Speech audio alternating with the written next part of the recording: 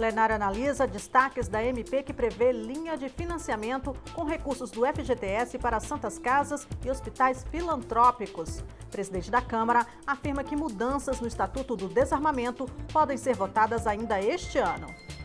E essa edição destaca também: Consultoria da Câmara prepara raio-x do orçamento da União para 2019, a fim de facilitar a deliberação dos deputados.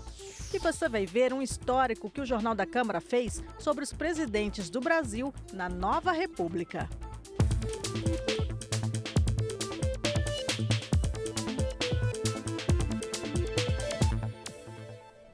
Boa noite. Em Brasília são 8h39. O Jornal da Câmara começa agora. Nesta terça-feira, o plenário da Câmara analisou destaques da medida provisória que prevê uma linha de financiamento com recursos do FGTS para santas casas e hospitais filantrópicos. Mas a votação da proposta ainda precisa ser concluída. O primeiro item da pauta foi a medida provisória que prevê uma linha de financiamento com recursos do FGTS, o Fundo de Garantia por Tempo de Serviço, para as santas casas e hospitais filantrópicos que atendem pelo Sistema Único de Saúde. O texto principal foi aprovado antes do segundo turno das eleições, mas os deputados precisavam ainda analisar os destaques, que são tentativas de alterar o texto.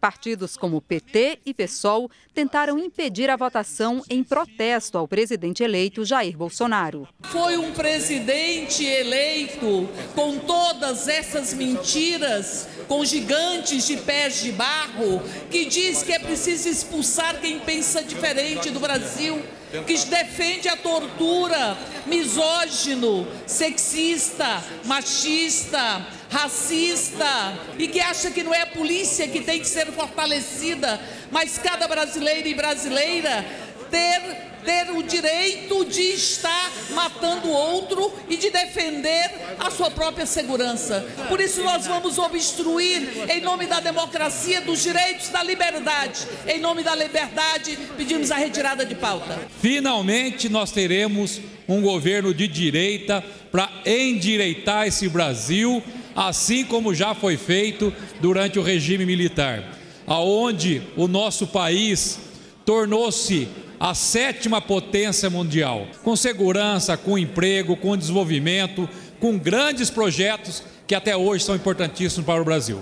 Para aqueles que não gostaram da eleição do Bolsonaro, de ter sido aclamado, ovacionado presidente, eu não tenho dúvida nenhuma que quando ele deixar a presidência, será ainda mais ovacionado. Tem tudo para ser um dos melhores, se não o melhor presidente da história deste país. Mas o pedido de retirada de pauta foi rejeitado e os deputados começaram a analisar os destaques. Um deles, do PSDB, sugere a aprovação de linha de crédito semelhante para instituições que atuam em prol de pessoas com deficiência. E foi aprovado. Em Canindé, no interior do estado do Ceará, a Casa de Saúde São Francisco, o Hospital São Francisco, é a Santa Casa do município. E há muito tempo vem lutando pela sua sobrevivência. É importante que os deputados tenham uma compreensão da importância que é a gente buscar uma alternativa de financiamento para essas instituições. É a possibilidade das santas casas buscarem junto a bancos oficiais, BNDES, Caixa Econômica, Banco do Brasil, a rolagem da sua dívida tomada de acordo com o subfinanciamento do SUS, que esse sim seria a solução, ampliar recursos do SUS. Por falta de acordo, os deputados não concluíram a votação dos destaques a essa medida provisória. Os parlamentares devem voltar a discutir o assunto nas próximas sessões. O presidente da Câmara, deputado Rodrigo Maia, comentou nesta terça-feira sobre a perspectiva da pauta de votações do plenário, tendo em vista o resultado das urnas no último domingo. Sobre a reforma da Previdência, Maia avaliou que os 2 meses de trabalho que faltam ainda à atual legislatura podem ser decisivos para uma articulação do presidente eleito. Eu tenho uma conversa há muitos anos, muito positiva com o possível futuro ministro da Economia, Paulo Guedes, da qual eu confio, admiro, respeito. E como deputado, como cidadão brasileiro, estou à disposição para ajudar. Agora, abrir um prazo para votação agora, seria cometer o mesmo erro que nós cometemos no ano passado, né? Olhando no final, e é fácil falar depois, era óbvio que, infelizmente, apesar de toda a vontade pessoal dele, de todo o esforço, o governo do presidente Michel Temer não tinha mais condições no ano passado de aprovar com a base que tinha aqui na casa. Hoje nós temos 2 meses ainda, fora o mês de janeiro, de trabalho com metade dos parlamentares que não foram reeleitos. Então não é uma articulação simples. O presidente da Câmara falou também sobre a expectativa quanto à possível revisão do Estatuto do Desarmamento. A gente vem discutindo há alguns meses com a bancada da Segurança Pública. Acho que uma das propostas é muito factível, né? Inclusive restringir mais o acesso à posse de arma, mas tirar o poder discricionário da Polícia Federal. Esse é um tema que eu acho que é bem fácil de ser explicado e defendido. A discussão que é mais polêmica, mas que também é importante, até porque na eleição foi colocada, é que em que condições se consegue avançar no porte rural. A posse já existe o porte, porque o campo é diferente do urbano, né? O espaço de necessidade da pessoa, em tese, ter a sua posse fica muito restrita no campo. Então há uma demanda dos produtores rurais que precisa ser discutida qual é a redação para que não se faça algo que seja uma liberalidade, mas que dê segurança àqueles que estão distante dos centros urbanos e que muitas vezes têm pouco acesso à segurança pública no nosso país. O parecer que sugere o arquivamento do processo por quebra de decoro parlamentar do deputado Nelson Meurer, do PP do Paraná, foi arquivado hoje no Conselho de Ética da Câmara. A abertura do processo foi pedida pela Rede e pelo PSOL, devido ao fato de o deputado ter sido condenado pelo Supremo Tribunal Federal no âmbito da Operação Lava Jato por corrupção passiva e lavagem de dinheiro a uma pena de 13 anos e 9 meses em regime fechado. O relator do processo no Conselho de Ética, deputado Mauro Lopes, do MDB de Minas Gerais, afirma que votou pelo arquivamento porque é necessário aguardar a decisão final do STF. O caso Nelson Meurer ainda não foi transitado e julgado ainda. Está sob júdice, dependendo da decisão final do Poder Judiciário. E nós não podemos nos antecipar a uma decisão que está sendo julgado no Poder Judiciário, né? Então esse é o motivo que eu dei um parecer exatamente pelo arquivamento, porque não foi transitado e julgado. E também tem um detalhe, é um caso que ocorreu no mandato passado. Então, se fosse nesse mandato atual, teria realmente condições de ser analisado pelo Conselho de Ética. É coisa do passado. A medida provisória 846, que restitui aos setores de esporte e cultura os percentuais de arrecadação das loterias da Caixa Econômica que tinham sido destinados à segurança pública em MP anterior do governo, realizou uma audiência pública nesta terça-feira aqui na Câmara. O relator da comissão mista, senador Flecha Ribeiro, prometeu apresentar o relatório amanhã, mas o deputado Vicente Cândido pediu que o parecer fosse adiado até o início da semana que vem. Uma parcela do dinheiro arrecadado pelas loterias da Caixa é utilizada em vários programas de interesse social. Em junho deste ano, o governo federal destinou 5% desses recursos para o Fundo Nacional de Segurança Pública. Mas, com isso, retirou grande parte dos recursos que eram destinados pela lei para o esporte e para a cultura. A mudança gerou grande reação e o governo voltou atrás, editando outra medida provisória que aumentou os repasses para atividades esportivas e culturais. Na audiência pública da Comissão de Deputados e Senadores que analisa a nova MP, nesta terça-feira, o senador Flecha Ribeiro, relator da medida, prometeu apresentar o relatório já na quarta-feira.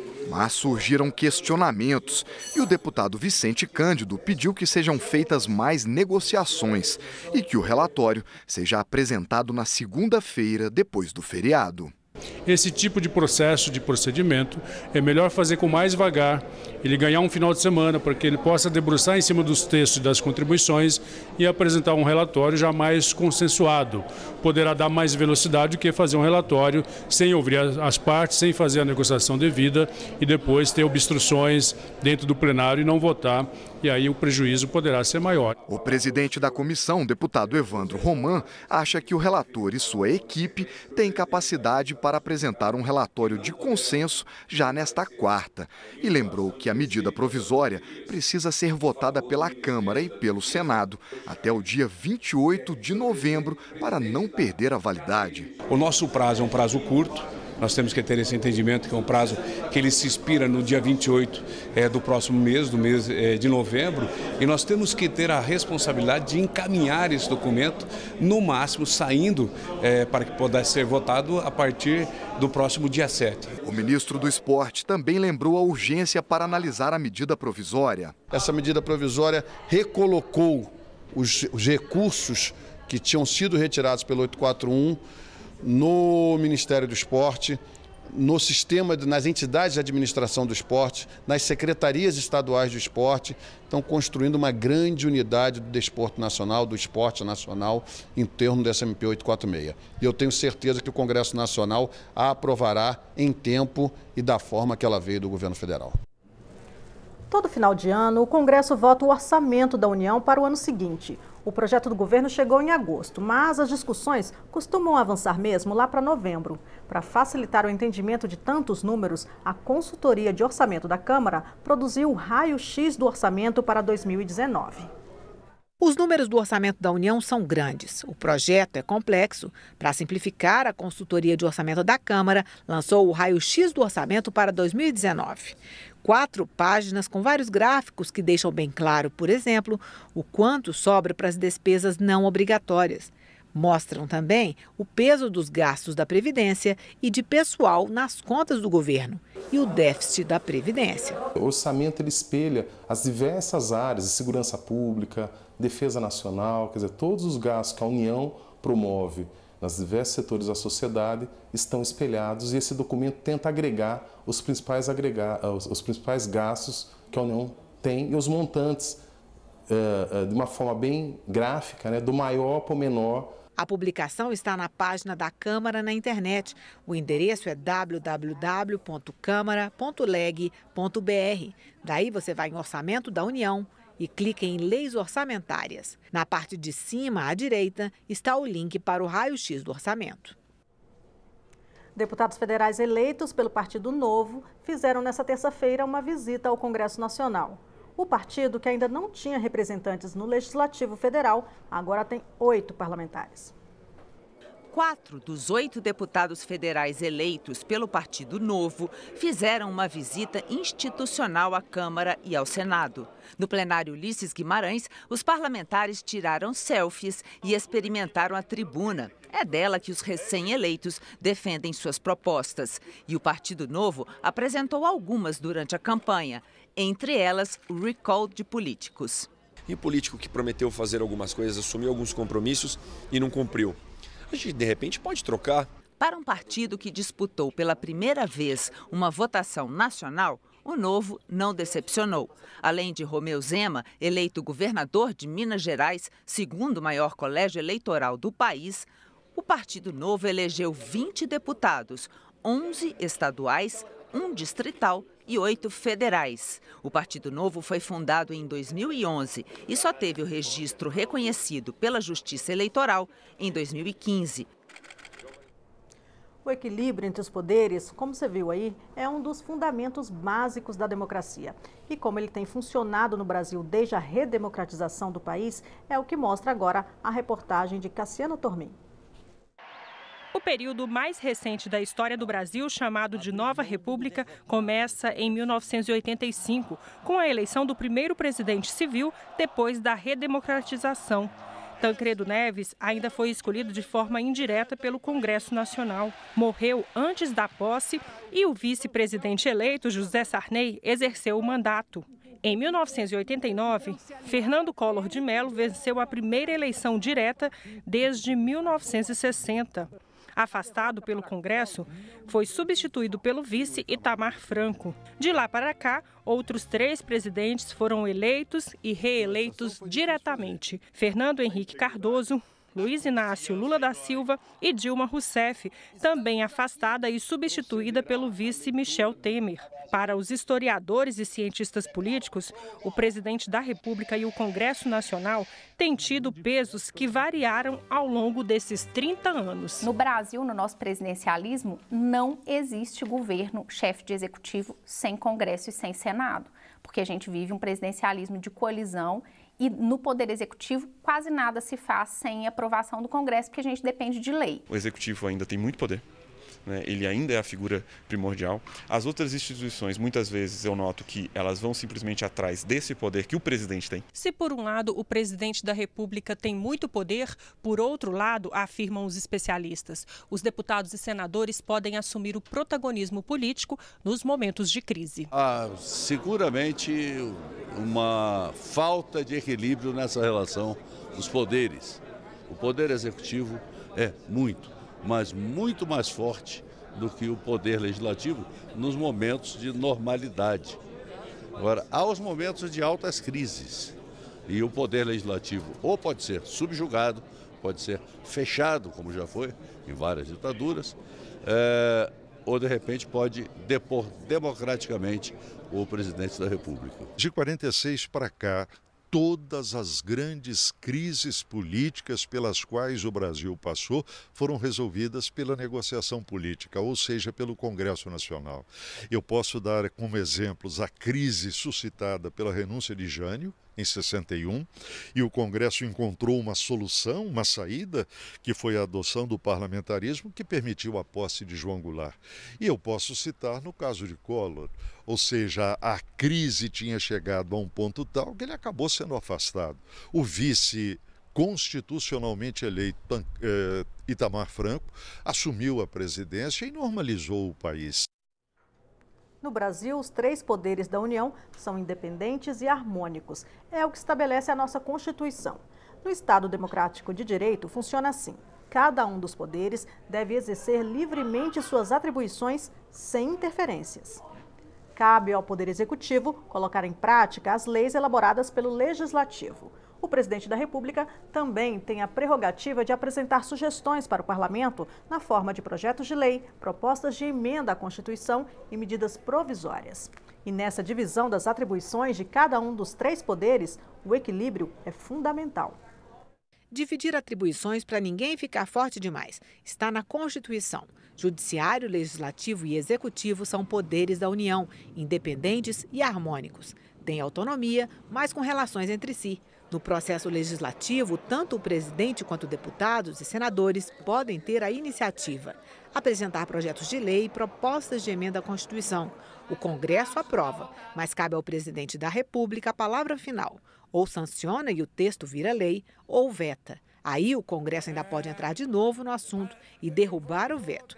Não é fácil, precisa de muito apoio de deputados e senadores, mas pode. E às vezes acontece. No caso mais recente, o Congresso derrubou o veto do presidente Michel Temer ao piso salarial dos agentes comunitários de saúde, que tinha sido aprovado por deputados e senadores em julho. A matéria vai à promulgação. As medidas provisórias são um caso à parte, só o presidente pode editar. São instrumentos para legislar em casos considerados urgentes e relevantes. Por isso, entram em vigor assim que publicadas. Depois, cabe ao Congresso aprovar, mudar ou até mesmo rejeitar.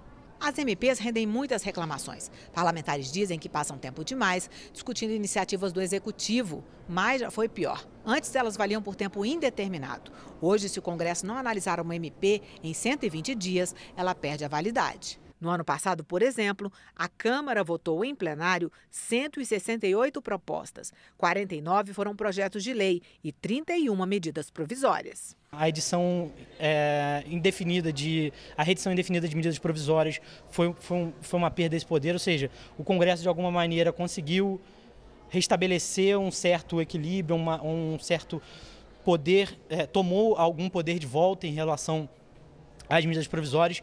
As mudanças na Previdência em discussão aqui na Câmara estão em uma proposta de emenda à Constituição. Outra forma de o Executivo legislar. Apresenta a proposta, mas é do Congresso a palavra final. A aprovação de uma PEC é complicada. Depende do apoio de 3/5 de parlamentares, em 2 votações no plenário da Câmara e 2 no Senado. O governo pode influenciar na discussão, mas, depois de aprovado, o novo texto da Constituição é promulgado pelas 2 casas, sem passar pelo Planalto. Outra função de deputados e senadores é fiscalizar o Executivo. Cabe ao Congresso julgar as contas do presidente e apreciar relatórios sobre a execução dos planos de governo. Em momentos extremos, isso pode até acabar em impeachment, mas, em geral, o clima é mais ameno. No dia a dia, em vez da prerrogativa de convocar, por exemplo, Câmara e Senado acabam escolhendo convidar ministros a prestar esclarecimentos. Especialistas apostam na manutenção desse clima cordial no ano que vem. Sempre o Executivo, independentemente dele ter a maioria ou não no Congresso Nacional, ele teve que buscar uma reaproximação do Legislativo, até porque todas as tomadas de decisões no âmbito do processo legislativo que o Executivo faz, ele precisa justamente da chancela, né, do Poder Legislativo. E essa edição termina agora. Para mais informações ou para rever nossas reportagens, visite o site www.câmara.leg.br ou o nosso canal no YouTube. O Jornal da Câmara volta amanhã. Tchau!